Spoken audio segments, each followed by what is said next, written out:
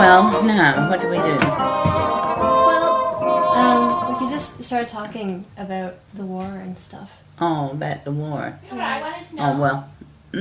I wanted to know how you felt leaving England. You know, did you think that you would ever come back or visit? Or? I never really thought about it. Like, Daddy was already here. He came in May on the hospital ship. Forgotten the name of it now. I thought about it the other day. Because he'd broken his wrist running over the paymaster in a storm.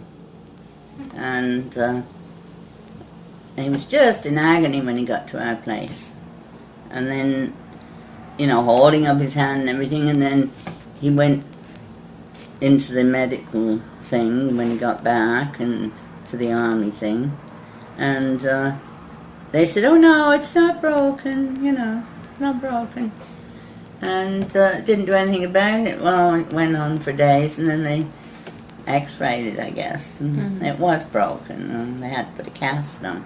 So he was due to come back to Canada, and so he came back on a hospital ship full of warbrides, pregnant ones. And they were all sick. And it was rough. And it was only a small ship. And I can't think what the name of it was, but anyway, I've got a picture of it somewhere. And so he came back, and I was due to come back on the Aquitania, and something blew up. It was parked in Germany. And so it ended up, I came back on the Queen Mary. And my mother, I could tell she was broken-hearted, like, you know, and she helped me get my stuff on the little Cranley train and go to London. And somewhere along the line, my father turned up, and Pam came up there or something. We were in Waterloo Station. Then Phyllis turned up to say goodbye. She'd already phoned me at home, like, and gave me this big, flat box thing wrapped in brown paper. And the darn thing. I mean, it was big, but just flat. And I had to cart that thing all the way to Canada. I don't know why I didn't open it and put it in a bag or something or other. Maybe I did eventually. But, and then we had to, we take a train from London to the coast. I think it was Southampton. And get on the Queen Mary. And then I suddenly realized I didn't have any cigarettes and no place to buy them. And I thought, well, when I get on the ship, I'll be able to get some. And then they said, well, you can't buy anything until we're 3 miles out at sea. Well, we were stuck there for a couple of days before they sailed. And I was going crazy. And so some soldier finally got me some cork, you know, cork tipped or something. And anyway, am I supposed to go on with the story of the Queen Mary? Or? You can say whatever you want. Oh, I see. Well, anyway, it was a nice trip. I enjoyed the trip. Now, I did feel homesick when we sailed off, because it was drizzling rain, and, you know, and it got further and further away and everything. And, yeah, I felt quite sad. But then they had marvelous food, white bread and fruits and everything, anything you wanted. And a nice cabin on the main, well, it was basically the main deck with a bathroom, with a full bathtub and everything. And about, I don't know, I think there was about 4 or 5 other girls that they got bunks for, and I slept on the outside bunk by the porthole. There's a porthole there. And so then, they had shows and things, and you could be in a show if you wanted, but I was pregnant, so I didn't really feel like it. And they had bingo, and I almost won a whole box full of wool and all sorts of things, but I didn't. And then, this officer that was in charge of entertainment, someone said, beware of him, do not go near him, and all this.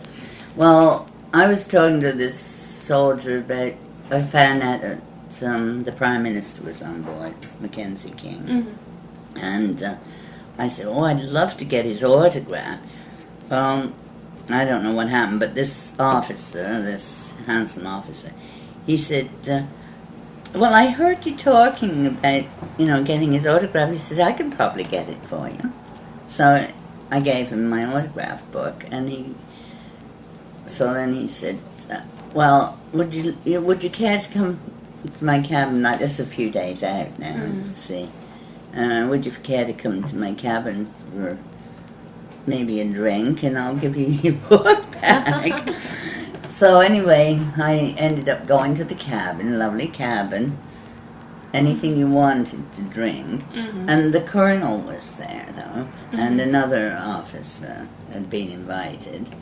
So it was really quite a pleasant, afternoon or evening. Mm-hmm. And, it would be in the evening. And so they wrote their names in my autograph book. Mm-hmm. Then he wanted to show me the flotsam or jetsam or whatever, the phosphorus stuff on the sea, like at night. Mm-hmm. So he took me around the ship, gave me a kiss, and I said, well, this is ridiculous. Gave you a kiss? Yes. It was quite ardent. Or is it ardent? No, it was really nice, though. And so anyway, and I said, well, here I am out here on the deck, and there's sort of, a curfew. You weren't supposed to be wandering around the deck at that time of night. So I said, well, I make the rules. So anyway, he took me back to the cabin, and just when I was getting ready for bed, the girls, I know what it was. The girls had said I wasn't in the cabin, these other girls and wives.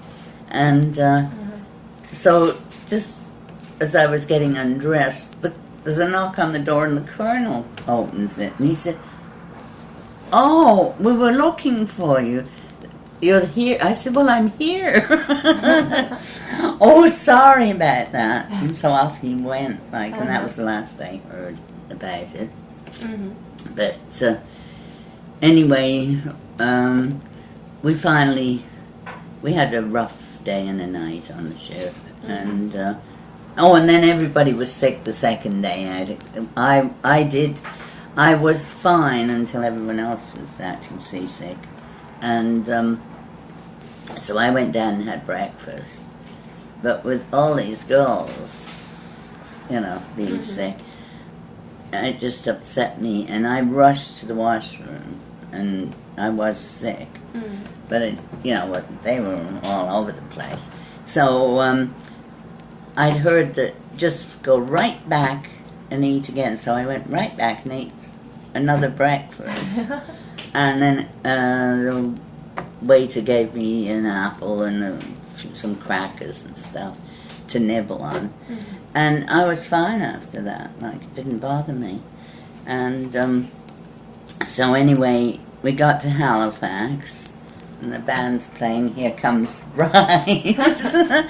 And kids are up on the roofs of the buildings wanting them to throw coins and catch them. And they assign a kind of sergeant I had to carry your luggage to the thing, and the big stuff went on the train already. Well, we finally... and a girl came around giving magazines out and stuff. Mm-hmm. And so off we go, chug, chug, chug, for the next couple of days, right across Canada.